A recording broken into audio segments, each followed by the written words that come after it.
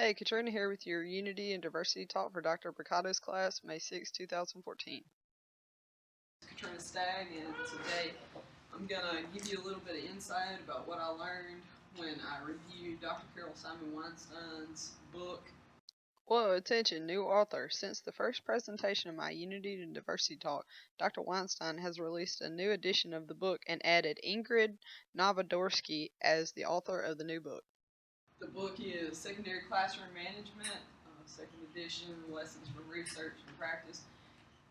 And I learned a lot in this book when I read it, but no offense to her, but a lot of these, it's kind of like you really expect some of this to work in the real world, but I did learn a few things that I hope to implement in my classroom, and just give you a little bit of insight on her.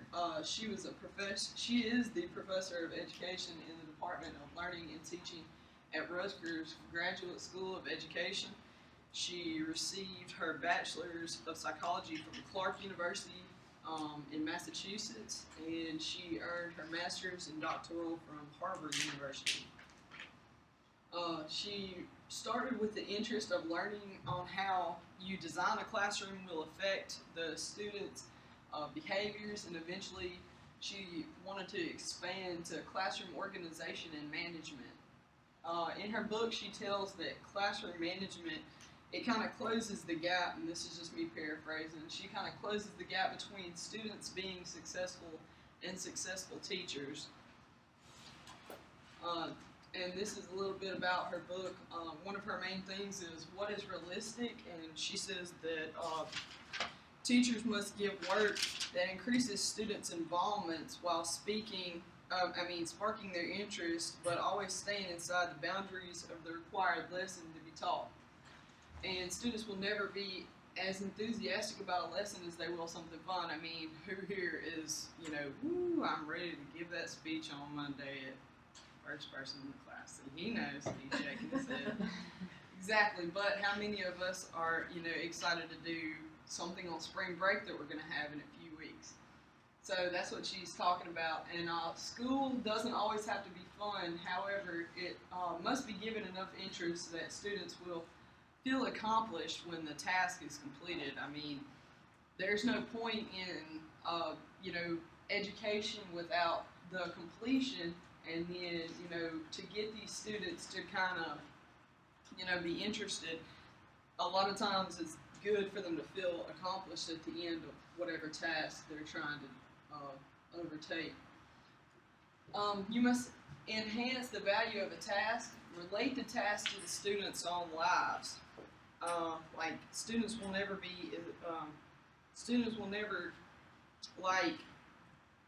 get the full example of what you're trying to say unless you give them something to go on. Like an example I give here is teaching a percentage by using personal income to buy a car.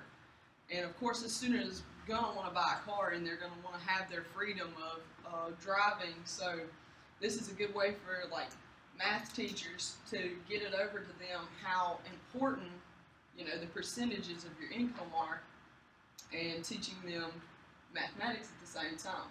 And also provide opportunities for choice, like let the students decide on a due date for a project within reason, because you ask a student when they're going to want to turn something in, they're going to be like, well, the end of the semester, and you can't always do that. So give them a guideline of where they can turn it in, and then just go from there and try to go within the framework of what you're going to use.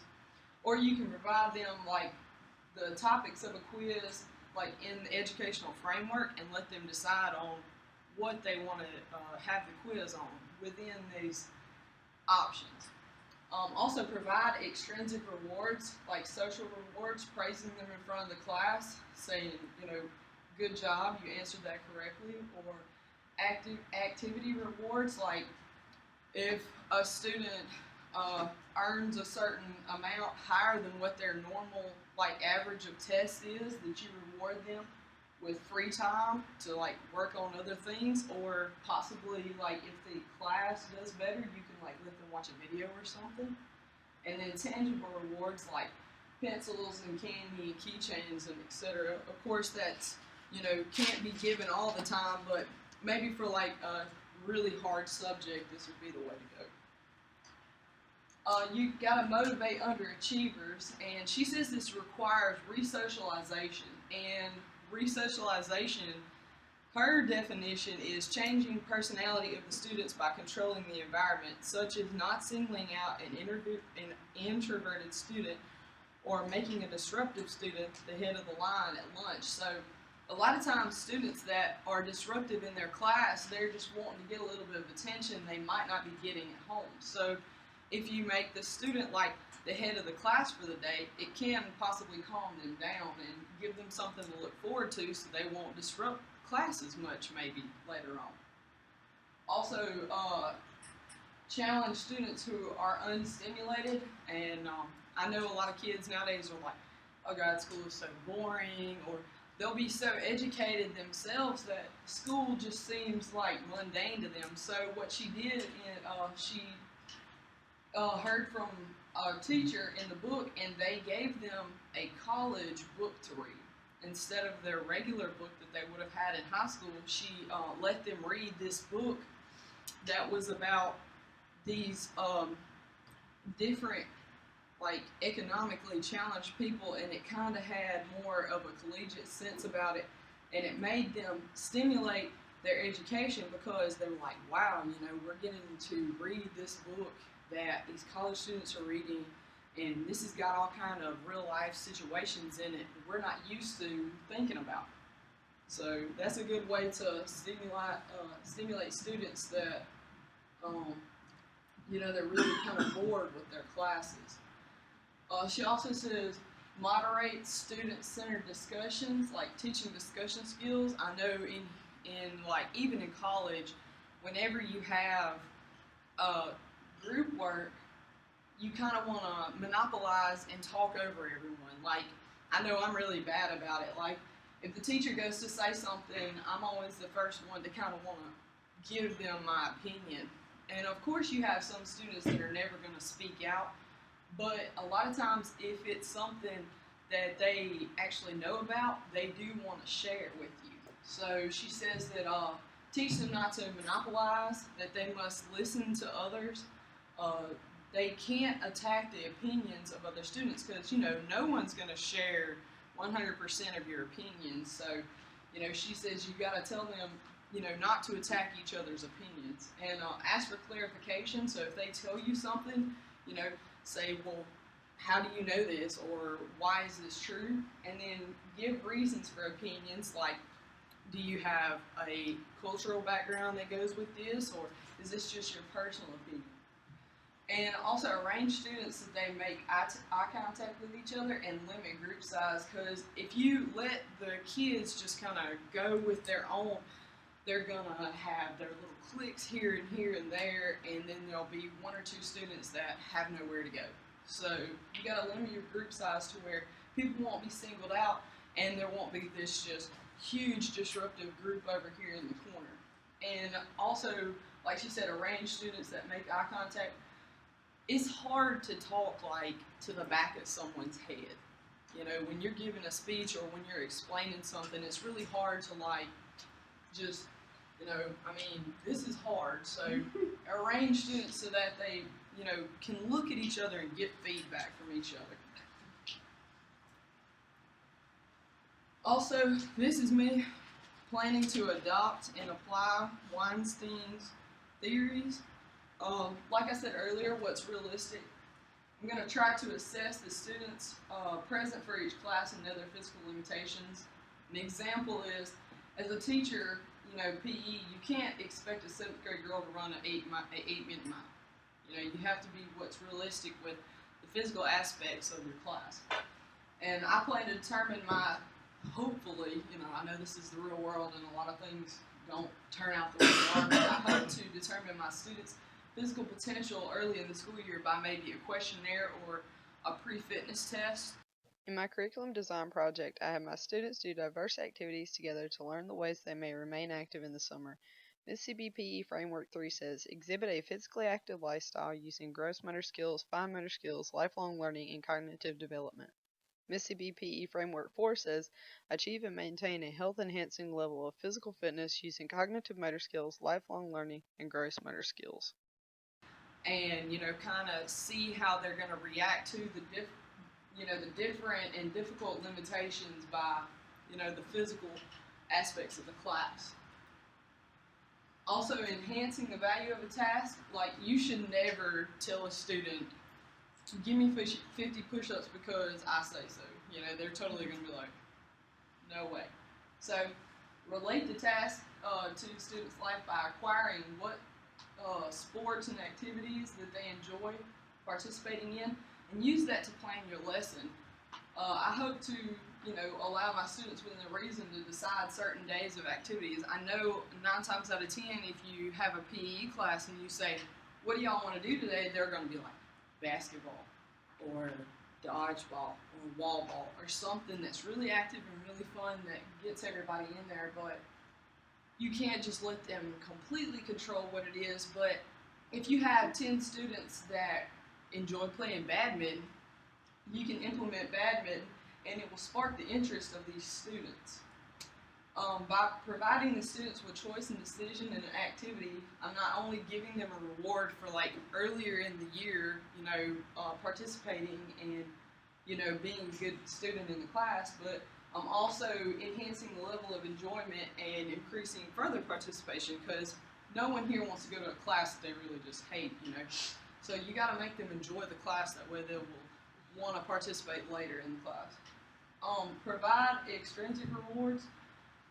Example, since the class is about physical education and health, you as a teacher would never want to give candy as a reward. I know some teachers, they like to give out like Hershey's Kisses or like Twizzlers or things like that, and that's really not a good idea if you're sitting here teaching these kids that they need to drink water and that they need to limit their sugar intake or they need to get good fat percentage in their body. But like I say, in the real world, children on average do not like vegetables, so perhaps a good reward would be giving them Gatorade for their hydration instead of just water. I know a lot of PE teachers are like, go get water, and they like have to run to the fountain.